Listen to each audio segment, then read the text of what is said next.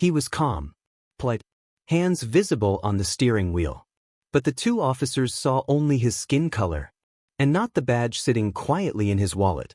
What happened next changed everything. You're watching Moral Mirror, real stories, real lessons. Subscribe if you believe truth and justice still matter. He was calm, polite, hands visible on the steering wheel. But the two officers didn't see professionalism, respect, or even a citizen. They saw only his skin color. What they didn't know was that the man behind the wheel was no ordinary truck driver. He was an undercover FBI agent. And this night was about to become a turning point for them all. It was just past 11 p.m. when Derek Wallace rolled through the last stretch of a long haul. The black semi-truck hummed quietly as it moved through the open night highway, 2 states away from home and only an hour from his final delivery. He took a sip from his thermos, eyes relaxed but alert. He wasn't just driving, he was watching, aware of every mile marker, every shadow in his mirrors. Derek wasn't just a trucker. He was an intelligence officer with the FBI, planted deep inside a months-long investigation involving stolen cargo, interstate trafficking, and organized crime. But that night, none of that mattered to the 2 highway officers waiting at exit 43. From where they sat, watching through their dash cam and binoculars, he was just another black man in a big truck. The lights appeared suddenly in his mirror. Derek wasn't surprised. He calmly signaled, pulled to the shoulder, shut off the engine, and rolled down both windows. His hands went immediately to the steering wheel, clearly visible. He had done this before. He knew the script. But tonight the script was about to go off book. 2 officers stepped out of the cruiser. One older, composed. The other younger, visibly nervous, with his hand already resting close to his firearm. They approached slowly, flashlight beamed directly in Derek's face. License and registration. No greeting. No reason for the stop. Derek spoke clearly. Yes, sir. Reaching for it now, glove box, right hand only. The officer didn't say a word. Just watched. Derek handed over the documents. The older cop walked them back to the cruiser. The younger one stayed, eyes sharp, flashlight darting around the cabin. Where you headed? He asked. Gold Spring. I'm making a delivery. Auto parts. The officer took a step forward. Truck smells like weed. You hiding something? No, sir. Nothing illegal in the truck. That's when it shifted. Step out of the vehicle. Derek hesitated. Not in fear, but in quiet disbelief. Still he complied. Slowly, calmly. The officer patted him down roughly, said nothing. Then, without any request or explanation, he opened the passenger door of Derek's rig and climbed inside. Derek stood outside, breath steady, watching his belongings being rifled through without consent, without a warrant. He didn't move. Didn't raise his voice. He didn't have to. Because tucked inside his inner pocket was his FBI badge. But now wasn't the time to pull it. After a few minutes, the older officer returned from the cruiser. Nothing came up. But we're still running the VIN, he said. Then added, You ever been arrested? Derek looked at him without blinking. No. In fact, I work with law enforcement. The younger cop laughed. Yeah? Doing what? That's when Derek pulled out the badge. Leather case, clearly marked. Full credentials. FBI. There was a long, heavy pause. The younger cop stiffened. The older one leaned in, took the ID, scanned it with a flashlight. Everything shifted. Sir, we didn't know, the officer started. You didn't ask, Derek interrupted. You didn't explain the stop. You searched my vehicle without probable cause. You escalated a situation that never needed escalation. His tone wasn't angry. It was calm, measured, professional, but it was powerful. If I wasn't who I am, this could have gone very differently. For all of us. The younger officer was silent, embarrassed. The older one tried to regain control of the situation, but it was already too late. Derek picked up his phone and made the call. This is Agent Derek Wallace, badge number 78419. Field Incident, Rural Highway, requesting direct contact with Highway Command. Within 5 minutes, his identity was confirmed. Calls were made. The officer's superiors got involved. By midnight, Both were relieved of duty pending an internal inquiry. Derek got back into his truck. No apologies were offered. No accountability taken. But that wasn't surprising. He didn't expect it. The truth was simple. He didn't avoid injustice because he was FBI. He survived it despite being FBI. Because no amount of training, titles, or professionalism could protect him from a judgment made in 3 seconds based on the color of his skin. And that's the lesson. What those officers did wasn't just unprofessional, it was unlawful. And had Derek not remained composed, trained, and prepared, it could have ended with yet another name on a tragic headline. This is not just a story. It's a mirror. At dawn, the highway was quiet again. The cruiser was gone.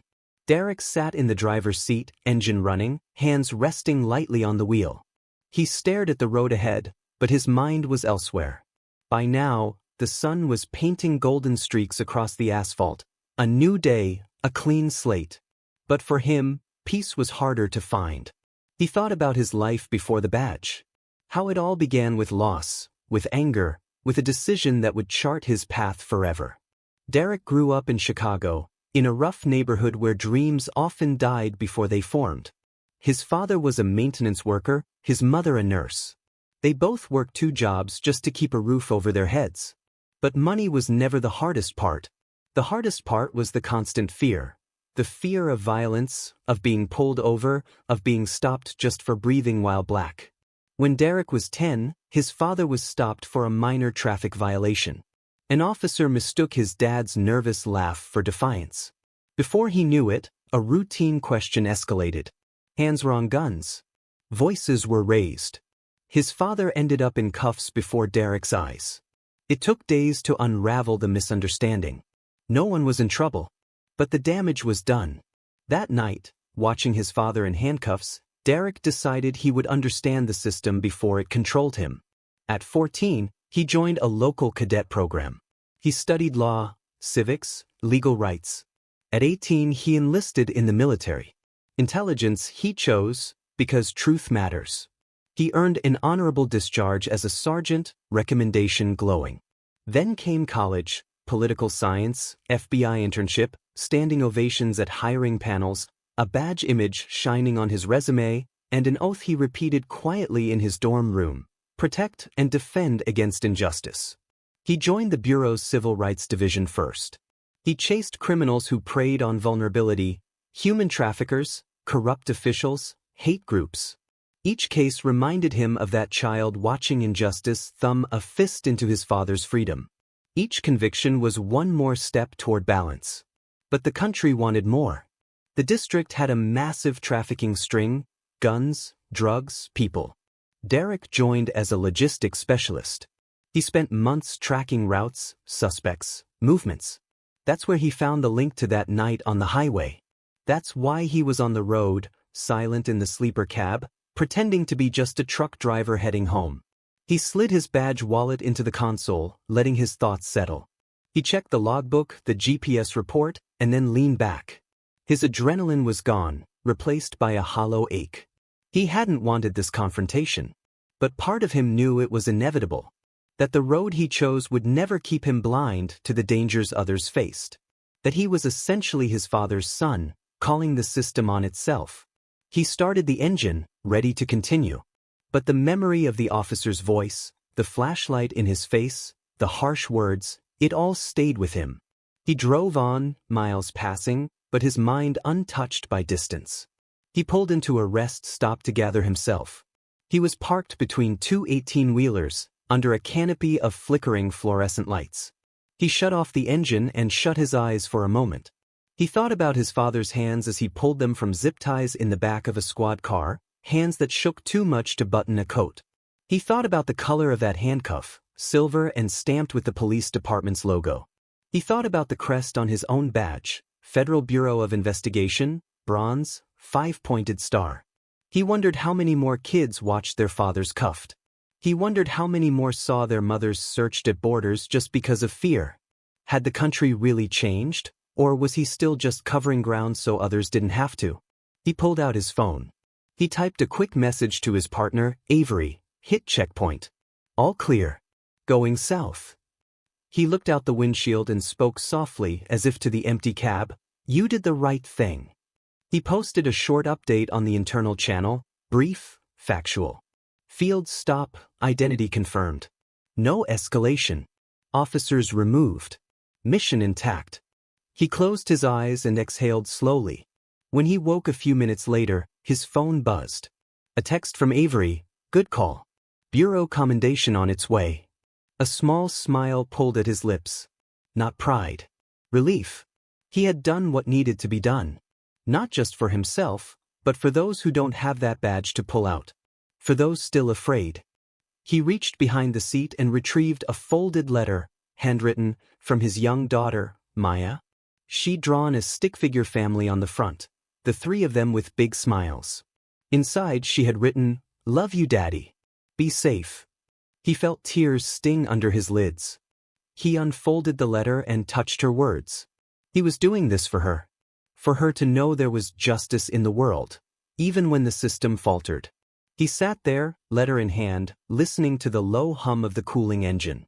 Then he spoke to the cab as if it were home. "Let's finish this run and get home." Later that afternoon, he parked at the warehouse. He hopped out, grabbing paperwork from his clipboard. Official looking.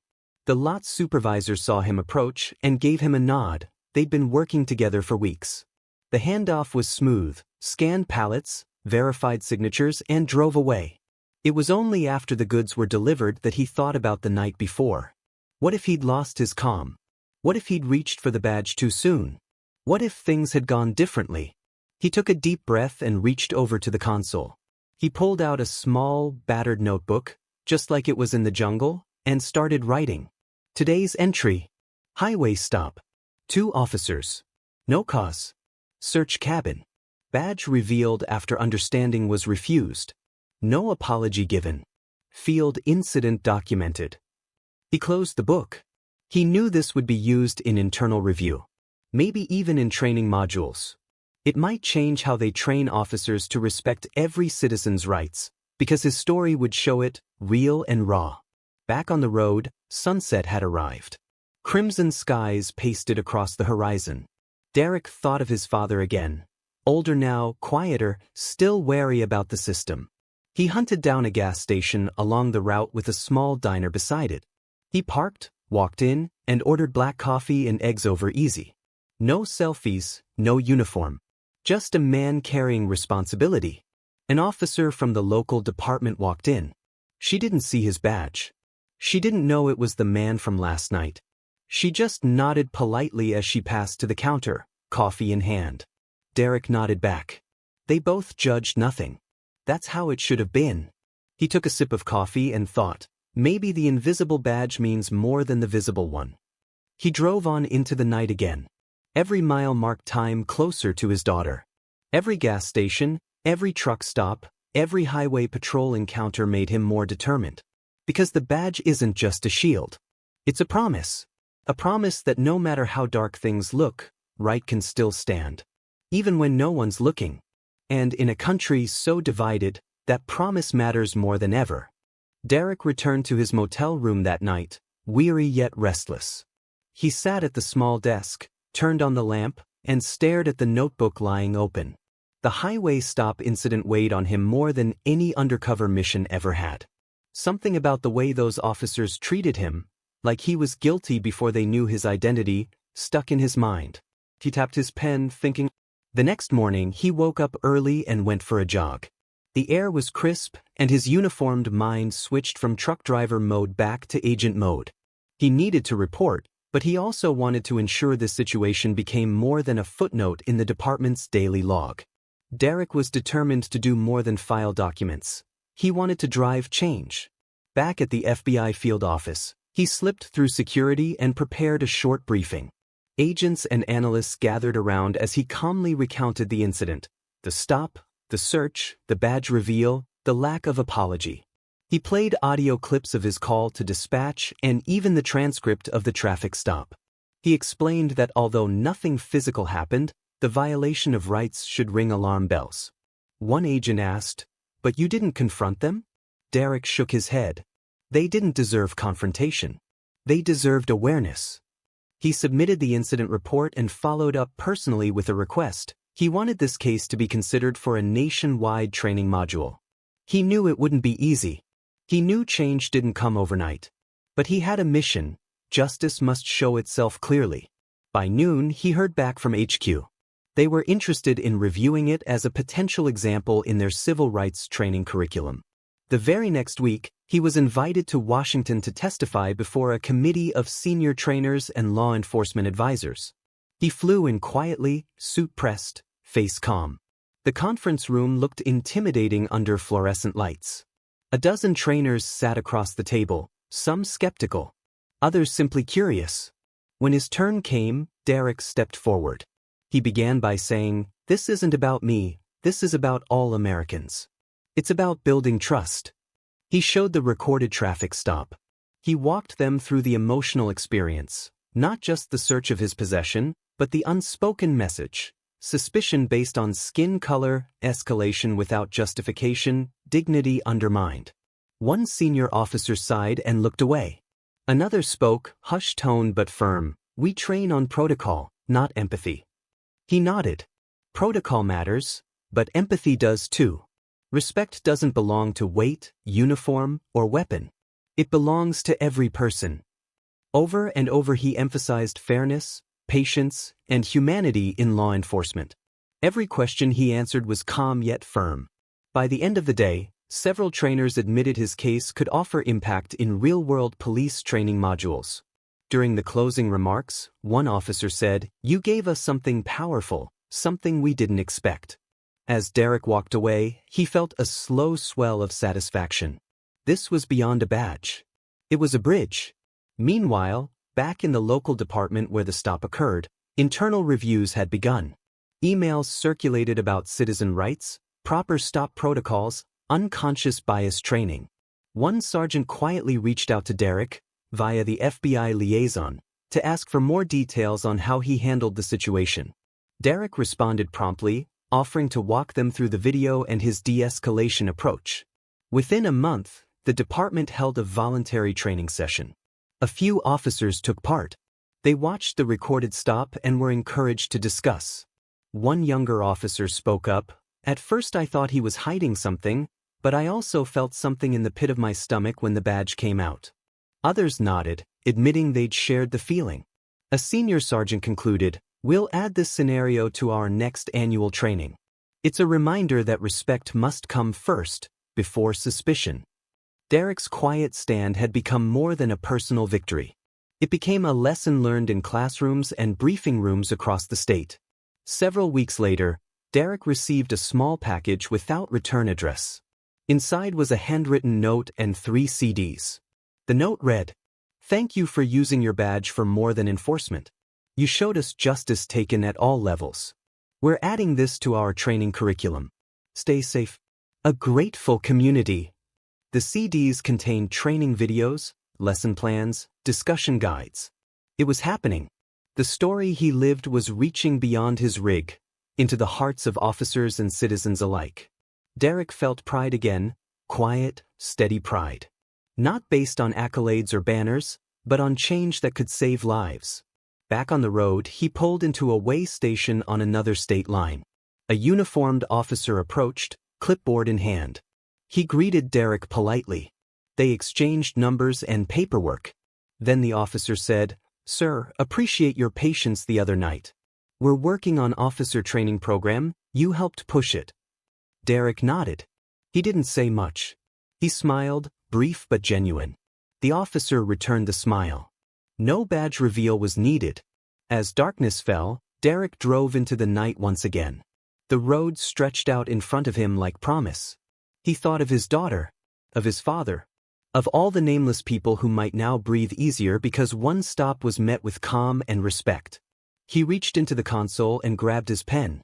He wrote, "Justice isn't a title. It's an action. It's an understanding. It's a story that changes people." He shut the notebook and placed it gently on the passenger seat. Then he drove on. This was not an isolated incident but the beginning of a ripple, quiet and powerful. A reflection in the moral mirror, showing that real change isn't always loud. Sometimes it's simply doing what's right. You're watching Moral Mirror. Subscribe for real stories that reflect the world as it really is. Months had passed since Derek's testimony and the local training updates. The ripple his experience created was spreading quietly, but steadily, and outside the law enforcement community, something else was stirring. An online video surfaced showing the original highway stop, shared by a witness who had filmed the sirens and flashlight moments. It went viral, sparking discussions across social media platforms. A single video became a national conversation around traffic stops, racial bias, and accountability. Derek learned of the viral attention through a message from Avery. "Dude, your stop is trending. It's everywhere." He felt uneasy when he saw comments under the video, some praising his composure, others questioning it. Why didn't he resist? "He's just lucky to be an agent." "That could have been me too." The mixed chorus reminded him why he shared his story, but also of how misunderstood the public can be. He realized the decision to speak out, to let the video into the public domain, was more than personal. It carried potential for change. He scheduled interviews with respected news outlets to go on record. Not in uniform, not with the bureau logo. Just a man telling a story. He knew public perception would matter in pushing reforms. It wasn't about blame. It was about understanding. On camera, he was calm, his voice steady. "I am not looking for attention. I'm looking for reflection. If this can help just one officer think twice, it's worth telling." Next, he approached community groups in nearby towns along his route. He arranged small meetups at local libraries, informal gatherings where he shared the story, answered questions, and listened to other people's experiences with law enforcement. Some sessions were tense. He saw parents of black youth, afraid and frustrated. He heard stories of stops with no explanation, of disrespectful tone, of fear that escalation could end lives. He thanked them for honesty, but felt their pain keenly. Here, his badge did nothing to protect them. One evening, he met Marcus, a father who'd lost his son to a traffic stop gone wrong. Marcus looked at Derek with tears in his eyes. "My son didn't survive one of these. He didn't have a badge." Derek's heart twisted. He apologized, not as an agent, but as a man who had experienced that fear firsthand. He vowed to keep pushing reform so others would not lose loved ones. Meanwhile, law enforcement agencies across 3 states adopted the highway stop training module that Derek had helped create. Rookie officers were now faced with a new scenario simulation, a respectful, routine stop that could escalate if officers weren't careful. The exercise required them to begin with clear communication, express rights, and ask permission before searching, room for improvement based on seconds-long stops that often got rushed.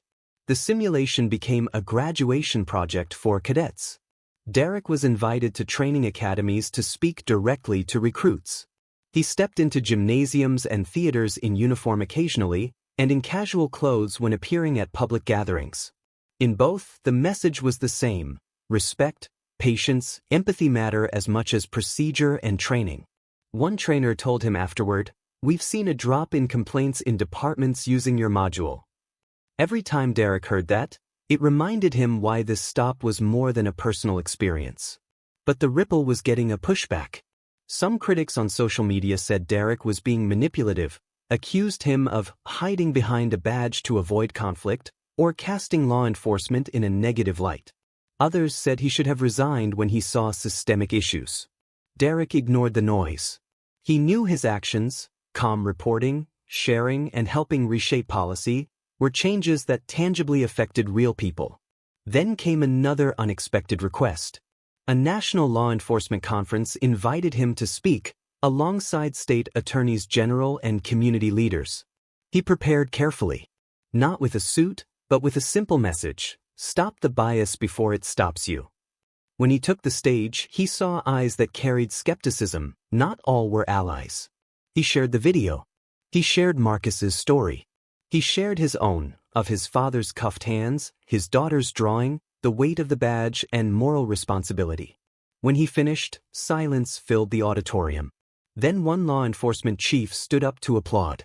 Others followed. He didn't see their faces, just heard their applause, and knew it wasn't for him but for what this change could mean. Back in his hotel that night, he journaled again. Tonight I spoke not as FBI, not as citizen, but as human being. That phrase became his mantra. Along his journey, he realized change didn't always roar. It often begins with a whisper, a shared story, a first step toward empathy. And one routine stop under midnight lights became that spark. He drove out the next morning, the road stretching beyond night's reach again. His role had evolved. He wasn't just an agent tracking criminals. He was a messenger carrying human understanding between cultures of enforcement and communities. But the badge remained, quiet, visible, reminding him of his promise to himself, his daughter, and every person who needed to be seen as a person. Derek woke early the next morning in the hotel room where he'd spoken the night before. His phone alarm buzzed softly. Outside, the sky was still gray and calm. He knew today would bring closure, perhaps not to his own journey, but certainly to the ripple he had started. He dressed in casual clothes, dark jeans, a plain shirt, sturdy shoes. Nothing flashy. No badge visible, only a man preparing to engage once more. With media, with policymakers, and with the public. He stepped into the lobby to find a small group already waiting. A state senator, a major city police chief, a local community leader, and several reporters. Also there was Marcus, whom he'd met last month, standing tall but reserved. The senator introduced him first. We're here to announce the first joint funding for statewide bias awareness programs in traffic enforcement. All based on one man's experience, one incident, and the courage to speak up. Applause followed. Derek smiled, nodded. Marcus shook his hand firmly. Derek recognized something in his eyes. Respect born from shared pain, shared hope. When the press conference began, the senator spoke of commitment, of accountability. The police chief spoke of protocols being integrated across hundreds of State Department vehicles. The community leaders spoke of healing. But the clearest moment came when Derek stepped to the podium, badge tucked away but pride clear in his voice. He began, "What happened to me wasn't just an isolated event. It was a moment of reflection for everyone in this room, law enforcement, community, and every citizen who has felt judged before they were understood." He told the story again. Not for press, but for purpose. He remembered the officer's face when he showed his badge. The silence. The shift. He talked about Marcus's son. He spoke of empathy, of intention, of the simple words we use, or don't use, when we interact with strangers behind a wheel. He concluded, this program isn't the end. It's a beginning. Because respect belongs to everyone before they prove they deserve it. A reporter asked, "What do you want people to remember?" He paused. "Remember that we all carry stories. That momentary empathy can save a life. Not all of us have a badge to show, but all of us can choose to see." After the press left, the senator invited Derek and Marcus to a quiet side room. "We'll sign the bill next month," the senator said. "Your story is what made it possible." Marcus nodded. "My son didn't have a badge. But today, because of your badge and your words, his memory will help change the culture." Derek felt something warm open inside him. Not relief. Not victory. But meaning. They walked outside together, overlooking a fountain framed by morning sun. Derek turned to Marcus. "Thank you for trusting me with your story." Marcus's eyes glistened. "No. Thank you for respecting my son's memory." Later that evening, Derek and Avery sat in a quiet diner near the state capitol. They ate burgers and fries, the kind you don't have in motels. Avery leaned back. "So what happens now?" Derek thought. "We keep going. I go back on the road. I keep logging. I keep teaching." He looked around the diner at the families and workers, people whose split-second interactions could change their life. "I'll keep telling these stories." Avery nodded. One traffic stop isn't going to change the world. But maybe it will change how the world sees traffic stops. Derek smiled. Exactly. 2 weeks later, he was back in his rig at 11 p.m., highway ahead. He navigated the curves, radio off, headlights lighting the way. He drove quietly, but every mile felt full. He reached into the console for his notebook. He flipped to the back page where he'd written bullet points for next talk. Proposed dates. Locations. Contacts. He paused at the last line. If respect is first, fear doesn't follow. He tapped it gently and wrote below, "Keep driving." He closed the notebook and smiled. He didn't need the badge. Not now. He just needed the road. Months passed. The program launched statewide. New recruits were tested on respectful communication. Officers were taught to speak with empathy before suspicion. Complaints about highway stops dropped measurably.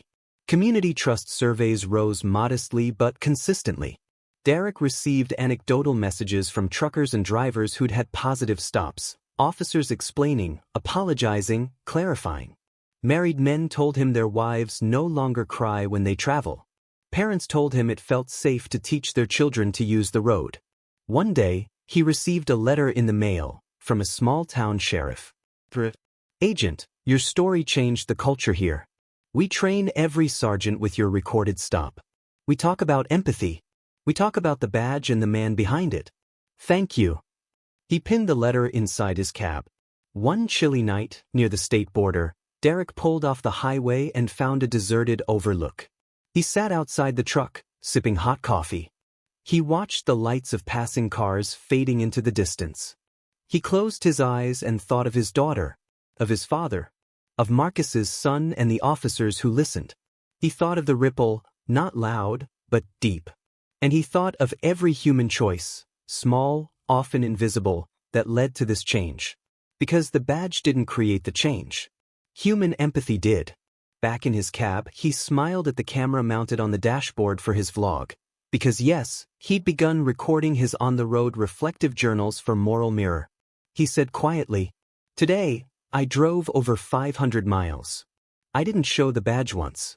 But I felt it inside. Not as authority, but as responsibility.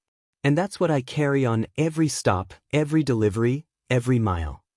He reached forward as if handing the camera something, and placed his badge next to the notebook. Then he shut off the engine and locked the cab. He said softly, almost to himself, "Keep the road fair. Keep the stops respectful. And never forget, the person in front of you carries a story too." He reached back, lifted the notebook and held it close. Thank you for listening. If you believe in respect before suspicion, subscribe to Moral Mirror. That's where truth meets action. He placed the notebook in the passenger seat, touched the badge one last time, and turned off the dashboard camera. Thank you for watching this story of respect, justice, and empathy. Subscribe to Moral Mirror for more real stories that hold up a mirror to humanity and show us a way forward.